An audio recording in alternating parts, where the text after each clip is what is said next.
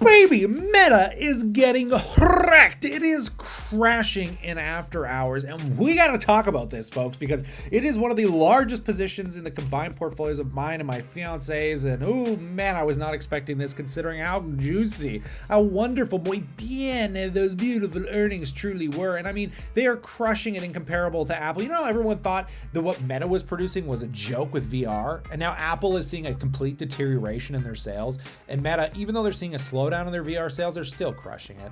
They're still doing way better than Apple is in that segment, and it's so funny because people thought that was the future, and I believe it is, but more or less probably for Meta than it is Apple right now. But look at this. We're getting wrecked here. It is down 12% in after hours. Holy, but gee, I mean, take a look at this right here. You see that? $229. Oof, oof. What happened? So is this a potential buying opportunity of a lifetime? Why is the stock pulling back? And everyone's saying it has to do with guidance. Meta shares sink 11% on weak revenue guidance. Well, guidance from Tesla, a company that's been tanking and had horrible earnings, was what? On the earnings call, EVs are the future. If you don't believe in self-driving, don't buy the stock. Well, that's not guidance. I mean, what is that? Meta should just come in and say, ads are the future. If you don't believe in VR, don't buy the stock. I don't know. We'll see what the earnings call brings. But let's get into what we do know for sure now that the stock is getting absolutely devastated. So firstly, on the revenue front, unbelievable. Take a look at this. Revenue up 27% year over year.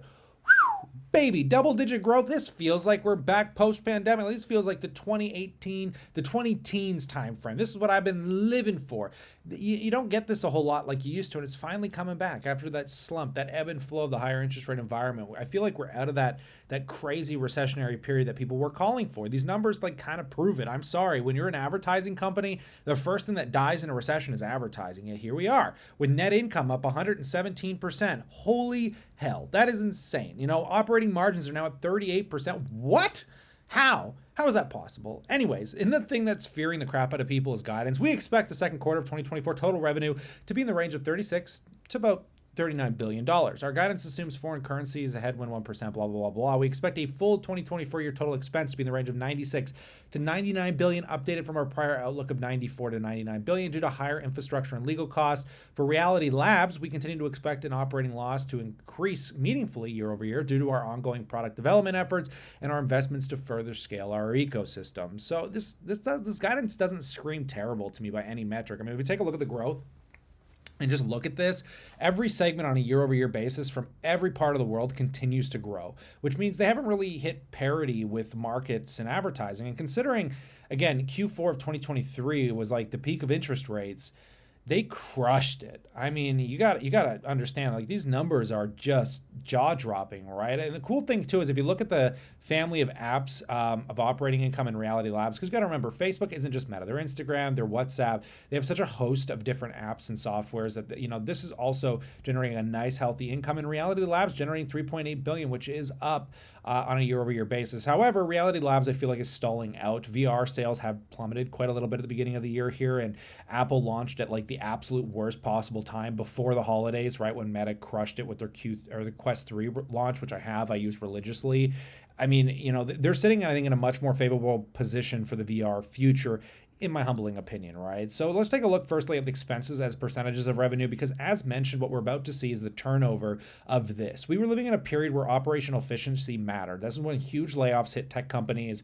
This is when companies were cutting expenses, scaling back on growth vectors like Reality Labs. And that was back in this day. You see like Q3 2022, Q4, all the way up to about Q2 2023. That's when we saw this massive, you know, collapse in some of these expenditures, right? So this was great. This is what we wanted to see. And that's what led to this massive explosion in net income, right? Because we had revenue growth, we had operational efficiency, margin expansion, and yeah, everything was la-di-da, but we're going to start reaching parity with that. You can only do so many cutoffs, and we've reached that point now. You can see that here, right?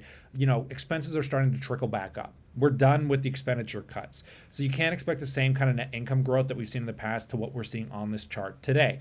So keep that in mind. That could be some of the things that I mentioned could lead into a correcting market environment. If we just kind of scroll through some of the data here when it comes to their actual advertising, I find this really neat because the family average revenue per person is actually up year over year, which again blows my mind for the environment we're in. And the company continues to grow across their family of daily active people in the billions. Every single quarter, it continues to reach new people and grow, which just shows that we haven't reached parity with the market on this internet expansion when it comes to social media platforms, even when it comes to iOS and apps. Like I always talk about Apple, everyone thinks iPhone sales have petered off and they're over with. But when you look at the adoption rate of iOS versus Android, which Google owns, iOS is continuing to take market share when you zoom out and look at the long chart. And we're still seeing the same with Facebook, Meta, Instagram, all these apps, right? It's only going to get better too if they ban TikTok, which I hope they don't because I use TikTok. But ad impressions delivered year over year on a percentage basis. This is slowing down quite a bit, which is a concern to the actual, environment of what's going on here when it comes to ad deliveries and what the conversions are on those, which we don't get a whole lot of insight into because average price per ad year over year on a percentage change. Very interesting stuff here. But nonetheless, Meta is sitting in a fascinating place of just absolutely getting clobbered here. It's now down 13% in after hours. Where the bottom is, who really knows? Will I be picking up the dip? Probably not. As mentioned, we have big ownership in Meta and Google. I think the combined make up maybe somewhere around just 8 to 10% of our entire portfolio. So I got to be a little cautious with adding here. I did obviously pick up some shares in Tesla today. As mentioned, I would pick up some shares after earnings, very small percentage, bought some more VOO, et cetera, continuing to cost average in the markets. But what do you think of Meta's earnings? I'd love to know in that comment section below.